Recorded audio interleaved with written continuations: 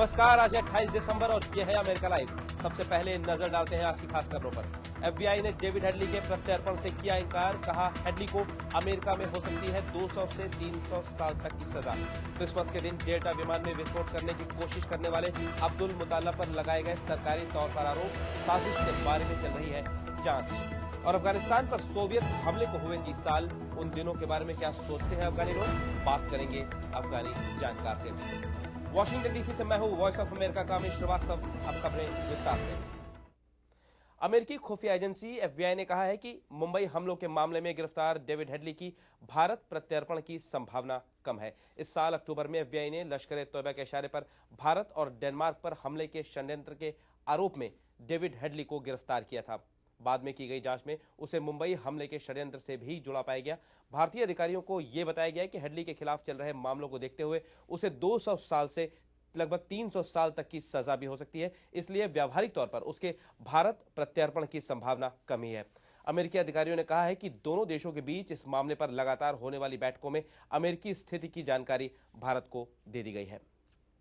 Christmas के दिन अमेरिकी शहर डेट्रॉइट में उतरने वाली डेल्टा नॉर्थवेस्ट फ्लाइट 253 पर बॉम्ब विस्फोट की कोशिश में उमर फारूक अब्दुल मुतल्लब पर अब सरकारी तौर पर आरोप लगाए गए हैं। उमर अस्पताल में है और जांचकर्ता साजिश के बारे में पूरी तहकीकात कर रहे हैं। अमेरिका के खुफिया अधिकारी अमेरिका के बाहर दुनिया भर में 23 साल के नाइजीरियन उमर फारूक अब्दुल मुतल्लब के बारे में पूरी जांच कर रहे हैं। अधिकारियों का कहना है कि मुतल्लब ने यमन में महीनों के लिए रहकर क्रिसमस के आत्मघाती मिशन के लिए प्रशिक्षण लिया था।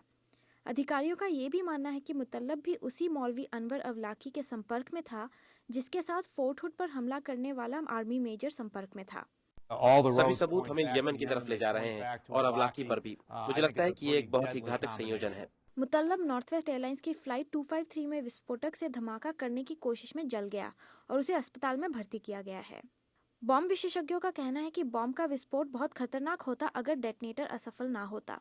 अब्दुल मुतल्लब एक अमीर नाइजीरियन बैंकर का बेटा है और कई सालों तक लंदन के अमीर इलाके में रहता था, लेकिन इंटरनेट के जरिए वो अपना कट्टरपंथी सोच का प्रचार कर रहा था।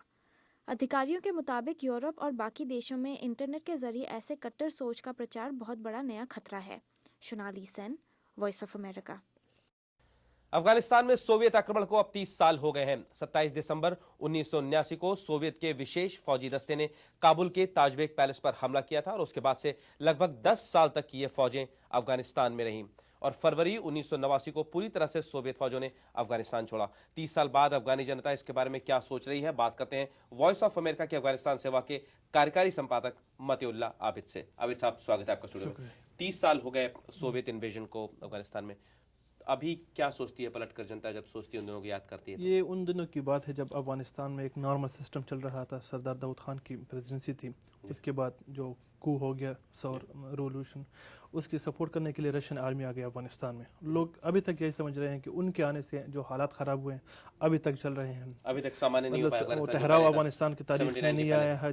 तकरीबन 1.5 मिलियन लोग मारे गए, कितने लोग रिफ्यूजी बनकर पाकिस्तान ईरान चले गए हैं। तो ये कहते हैं कि हमारी जिंदगी की अभी तक जो हालात में वो सुधार नहीं आ रहा, वो बुनियाद रशियन आर्मी की इन्वेजन है। किसी न किसी तरीके से फौजें अफगानिस्तान में। तो क्या रूस का कोई प्रभाव है अफगानिस्तान पे, या उस समय के जो लोग गए सोवियत से वापस गए, क्या कोई प्रभाव है इस समय अफगानिस्तान पे? रूस रहा, जिस तरह आपने कहा कि 79 में आए थे और 89 में चले गए थे। इस दौरान तकरीबन वो डॉक्टर नजीबुल्लाह की हुकूमत 92 तक रही। उस दौरान जितने लोग आर्मी में थे, जितने लोग पॉलिटिक्स में थे, वो सब जिंदा हैं तकरीबन, वो मुख्तलिफ शक्लों में अब भी अफगानिस्तान के पॉलिटिक्स में है। दूसरी बात यह है कि जो बॉर्डर है उज़्बेकिस्तान ताजिकिस्तान के साथ, अभी तक इन्वॉल्वमेंट कहा जा रहा है कि रशिया वो उसको सपोर्ट कर रहा है। नॉर्थन अलायंस जो पिछले तालिबान के साथ लड़ रही थी, अभी भी उनके कुछ लोग हैं अफगानिस्तान के नॉर्थ में। तो ईरान और इंडिया के अलावा मतलब रशिया पे मतलब ये मतलब एक किस्म का इल्ज़ाम है कि उसको सपोर्ट कर रहे हैं कि अगर कल अमेरिका या अलाइड फोर्सेस चली जाए तो फिर उनको इन्वॉल्व करने के लिए, अफगानिस्तान में उनको जगह देने के लिए रशिया अभी पीछे ताक में बैठी हुई है कि कब अफगानिस्तान में हालात चेंज होते हैं और फिर वो एंटर कर सकता है। भारत का आपने नाम लिया, इसमें तो भारत तो कई तरीके से मदद कर रहा है। लेकिन जो पाकिस्तान के जो एलिमेंट हम वहाँ पे देखते हैं या कुछ और जो रिलीजियस एलिमेंट है, वो कह रहे हैं कि जो पिछले जो उनके संबंध है रशिया के और ईरान के, अभी भी इंडिया के बारे में कि जितने कौंसलेट बने हुए हैं वो इन्वॉल्वमेंट कर रहे हैं।